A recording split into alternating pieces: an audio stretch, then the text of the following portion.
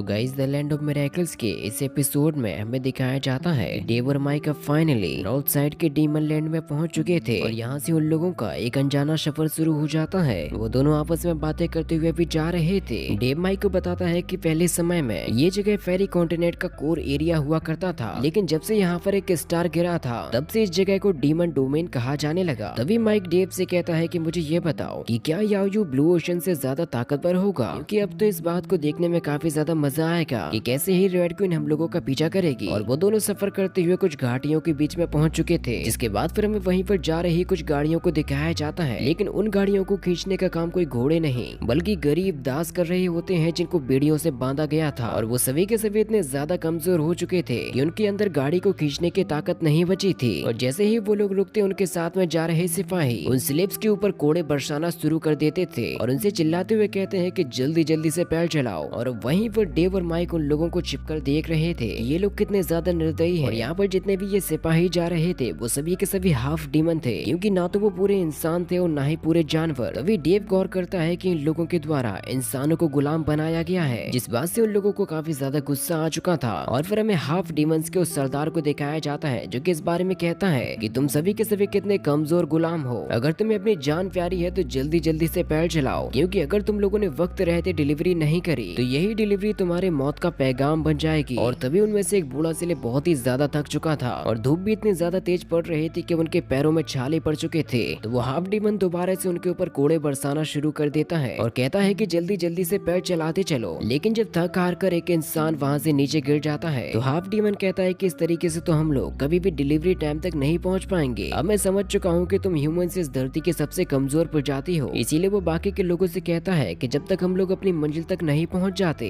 तब तक तुम लोगों में से किसी के भी पैर नहीं रुकने चाहिए। लेकिन ऐसा देखकर माइक की आंखों से आंसू निकलने लगे थे, साथ ही साथ उसको बहुत ही ज्यादा गुस्सा भी आ रहा था। जिस गाड़ी को खींचने का काम वो स्लेब्स कर रहे थे उसके अंदर एक बहुत ही खतरनाक डीमन को रखा गया है, जो कि एग्जैक्टली ऑक्टोपस की तरह दिखाई देता है, क्योंकि तभी उसको भूख लगने पर वो एक स्लेव को उठाकर खा जाता है, जिस चीज को देखकर बाकी के स्लेव्स काफी ज्यादा डर जाते हैं। साथ ही अब माइक का गुस्सा भी बहुत ही ज्यादा बढ़ चुका था, इसीलिए अब उससे रहा नहीं जाता और वो अपनी फुल स्पीड के साथ में यहाँ से बढ़ते हुए अपनी पावर्स का यूज करते हुए उन स्लेब्स की सभी के सभी जंजीरों को काट देता है जिनसे उनको बांधा गया था। साथ ही वहाँ पर जो हाफ डीमन जा रहे थे उनमें से उसके सरदार पर भी हमला कर देता है। और माइक का ये गुस्से से भरा हुआ पंच इतना ज्यादा पावरफुल था कि हाफ डीमन यहाँ से उस गाड़ी को तोड़ते हुए दूसरी तरफ चला जाता है। और उस गाड़ी के अंदर जो डीमन बैठा हुआ था वो चिल्लाते हुए कहता है कि आखिर यहाँ पर ऐसा क्या हुआ जिससे तुम लोग डर रहे हो, और किसकी हिम्मत हुई मेरी इस गाड़ी को तोड़ने की। वो अपने सभी के सभी साथियों से कहता है कि जो भी मेरे सामने खड़ा हुआ है उसको जल्दी से खत्म कर दो, नहीं तो मैं तुम सभी को खा जाऊंगा। सिपाही जल्दी से जाकर माइक के ऊपर अपनी स्पीयर से हमला करने लग जाते हैं, लेकिन तभी उन हमलों को रोकने के लिए वहाँ पर आ जाता है डेव। वो अपनी एनर्जी शील्ड को बनाकर उन सभी के सभी हमलों को रोक लेता है। साथ ही इतने में मौका मिल चुका था माइक को हमला करने का। वो अपने थंडर एलिमेंट को यूज करते हुए यहाँ पर एक साथ ही कई सारे हाफ डीमंस को मार गिराता है। इस फाइट को करते हुए माइक की स्पीड इतनी ज्यादा बढ़ चुकी थी कि कोई भी नॉर्मल बंदा अब उसको फाइट करते हुए देख भी नहीं पाता। और वहाँ पर जो ऑक्टोपस डीमन उन सभी का सरदार बना हुआ था वो भी डर के मारे भागना शुरू कर देता है, जिसको माइक तुरंत ही अपनी स्वॉर्ड से रोकता है, क्योंकि वो चलने के काबिल तो वैसे भी नहीं था। इसके बाद फिर माइक उसकी छाती पर पैर रख के उससे कहता है कि अब तुम मुझे अपनी पूरी पूरी सच्चाई बता दो, नहीं तो मैं तुम्हें यहीं पर जलाकर राख कर दूंगा। वैसे भी मैंने कई बार ऑक्टोपस को भूंज कर खाया है, जिनका स्वाद वाकई में मुझे काफी बेहतर भी लगा था, और ऐसा दोबारा से करने में मुझे कोई भी आपत्ति भी नहीं होगी। जिसकी वजह से अब वो ऑक्टोपस डीमन काफी ज्यादा डर चुका था। तभी डेव माइक से कहता है कि मुझे इस ऑक्टोपस को देखकर ऐसा लग रहा है जैसे कि ये बिल्कुल भी ताकतवर नहीं है। तो फिर मुझे ये बात समझ में नहीं आई कि फिर यहाँ पर इतने सारे के सारे हाफ डीमंस क्या कर रहे थे। इसके बाद फिर डेव उन सभी के सभी स्लेब्स के पास में पहुंच जाता है, जो कि बहुत ही ज्यादा डरे हुए थे। वो उन लोगों से कहता है कि तुम लोग मुझे बिना डरे सारी की सारी सच्चाई बता दो कि आखिर यहाँ पर ये सब कुछ चल क्या रहा है। लेकिन वो लोग इतने ज्यादा डरे हुए हैं कि उनके मुंह से आवाज तक नहीं निकलती। तो फिर माइक भी उन लोगों का हौसला बढ़ाने के लिए उनके पास में पहुंच जाता है, लेकिन अभी भी वो लोग ठीक तरीके से बात नहीं कर पा रहे थे। डेव कहता है कि देखो इन सभी के सभी लोगों की हाफ मेमोरी को लूज कर दिया गया है, इसीलिए मुझे लगता है कि ये लोग अब तो ठीक तरीके से बात करना भी नहीं जानते। माइक कहता है कि मैंने यह कभी भी नहीं सोचा था कि ह्यूमंस गॉब्लिन्स के सामने इतने ज्यादा कमजोर पड़ेंगे। लेकिन तभी डेव को अपने पीछे से आते हुए कुछ आवाज आती है, क्योंकि असल में अब यहाँ पर एक बहुत ही बड़ी फौज आ रही थी जो कि लड़ने के लिए आए हुए हैं डेव और माइक के साथ में। और ये पूरी की पूरी सेना बनी हुई थी हाफ डीमन से, जिनमें एक से बढ़ के एक ताकतवर और खतरनाक शामिल है। और असल में इस फौज को लेकर आया हुआ तो ऑक्टोपस डीमन। वो कहता है कि मैंने जितना सोचा था तुम लोग तो उससे कहीं ज्यादा बेवकूफ हो, क्योंकि तुम इंसानों की दयालुता ही तो तुम्हारी हार का सबसे बड़ा कारण बनती है। फिर वो लोग तुरंत ही अपने स्पीयर्स की मदद से डेव और माइक को मारना शुरू कर देते हैं। तो डेव इन हमलों से बचने के लिए अपनी एक एनर्जी शील्ड को बनाता है, जिससे उन लोगों की तो जान बच जाती है, लेकिन वहाँ पर जो स्लेव्स थे उनकी जान चली जाती है। तो इस बात पर माइक चिल्लाते हुए कहता है कि क्या तुम लोग पागल हो गए हो? तुमने अभी अभी जिन लोगों को मार दिया वो सभी के सभी तुम्हारे ही आदमी थे। ऑक्टोपस डीमन कहता है कि हमारे आदमी? तुम बहुत ही अच्छा मजाक कर लेते हो। तुम खुद ही हमें बताओ कि आखिर इंसान हमारी कम्युनिटी में कब से आने लगे? और उसकी हंसी को देखकर माइक को बहुत ही ज्यादा गुस्सा आ रहा था। ऑक्टोपस डीमन कहता है कि तुम जैसे इंसान केवल हमारा खाना और काम करने की मशीन हो, इसके अलावा तो हमने तुम्हें कुछ और कभी भी समझा ही नहीं है। इंसान होते हुए तुम्हें अभी तक इतना भी नहीं पता कि हम जैसे गॉब्लिन्स के सामने तुम्हारी असली औकात क्या है। ऑक्टोपस डीमन के आदेश पर वो सभी के सभी हाफ डीमंस डेव और माइक के ऊपर हमला करने के लिए चले जाते हैं। तो फिर माइक और डेव तुरंत ही उनसे फाइट करने के लिए तैयार हो जाते हैं। डेव यहाँ पर तुरंत ही निकालता है अपनी बुक ऑफ प्रोफेसी को, जिसकी मदद से वो बना लेता है अपने कई सारे क्लोन्स, ताकि वो इस फौज से लड़ने के साथ साथ उनको डिस्ट्रैक्ट भी कर सके। तभी माइक भी अपनी फुल स्पीड को यूज करते हुए यहाँ पर उन डीमंस को मारना शुरू कर देता है। माइक और डेव के गुस्से की वजह से उन लोगों की पावर्स में काफी ज्यादा एनहेंसमेंट आ चुका था। वो लोग देखते ही देखते यहाँ पर हाफ डीमंस के लाशों के ढेर लगा देते हैं। गॉब्लिन्स ने कभी ये सोचा भी नहीं होगा कि उनके साथ में ऐसा भी हो सकता है। ऑक्टोपस डीमन अपनी फौज को हारता हुआ देखकर काफी ज्यादा हैरान हो जाता है, क्योंकि माइक और डेव की स्पीड इतनी ज्यादा हो चुकी थी कि ऑक्टोपस के देखते ही देखते उसकी आधी सेना खत्म ही हो जाती है। और जब सबसे लास्ट में उन लोगों के सामने ऑक्टोपस डीमन बचा हुआ था, वो दोनों अपने अपने वेपन से उसके इतने ज्यादा टुकड़े कर देते हैं कि उसको खुद को अपने टुकड़े बटोरने के लिए लोगों को बुलाना पड़ेगा। ऑक्टोपस डीमन कहता है कि तुम लोगों ने अभी अभी जो यहाँ पर किया वो तुम लोगों की जिंदगी की सबसे बड़ी गलती है, क्योंकि हमारी डेसोलेट डीमन सिटी के लोग तुम्हें कभी भी नहीं छोड़ेंगे। और इतना कहते ही यहाँ पर उसकी जान चली जाती है। और डीमन सिटी का नाम सुनकर माइक और डेव भी थोड़ी सी सोच में पड़ जाते हैं कि क्या सच में ऐसी कोई जगह भी है। और उन दोनों की इसी सोच के साथ में एपिसोड भी यहीं पर खत्म हो जाता है। सो गाइस, अगर आप लोगों को मेरी वॉइस में ये एक्सप्लेनेशन पसंद आता है तो इस वीडियो को लाइक जरूर से करना।